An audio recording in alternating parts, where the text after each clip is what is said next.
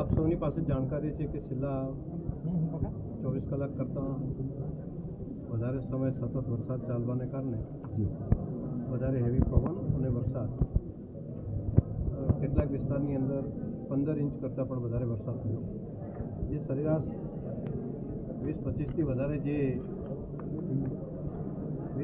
ઇંચથી વધારે વરસાદ આખા વર્ષનો ન થતો હોય ત્યાં 24 કલાકની અંદર 15 ઇંચ જેટલો વરસાદ થઈ જાય એટલે આખું જળબંબાકાર જેવી સ્થિતિ સુઈગામ તાલુકો હોય, વાવ હોય, થરાદ હોય કે બાબર આ વિસ્તારની અંદર છે. પવન વધારે હોવાને કારણે ખેતીના પાકો પણ બધા પડી ગયા છે અને બીજું રણ પ્રદેશની અંદર પાણીનો નિકાલ જનરલી અહીંથી થતો હોય છે, પરંતુ રણ પણ બધું ભરેલું છે અને પાકિસ્તાન બાજુથી પણ પાણી આવી રહ્યું છે અને બીજી બાજુ રાજસ્થાનનો જે વિસ્તાર છે ત્યાંથી લુણી નદી અને તેનું પાણી પણ આ રણમાં આવ્યું.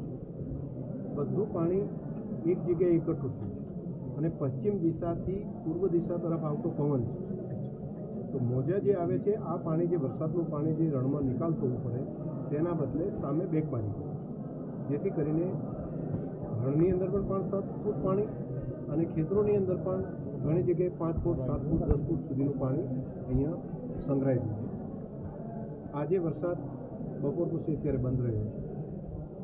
સવારે વહેલા જ આની ગંભીરતા લઈને કલેક્ટરશ્રીએ જિલ્લાના અધિકારીશ્રીઓને અલગ અલગ કામ સોંપ્યું, અલગ અલગ ટીમોને તાલુકા પણ સોંપ્યા, એસટીએમ કક્ષાના અધિકારીઓને, એકથી વધારે એસટીએમ કક્ષાના અધિકારીઓને એક તાલુકાની અંદર જે ગંભીરતા છે એ પ્રમાણે એમને જવાબદારી સોંપીને એ કામ ચાલુ કર્યું.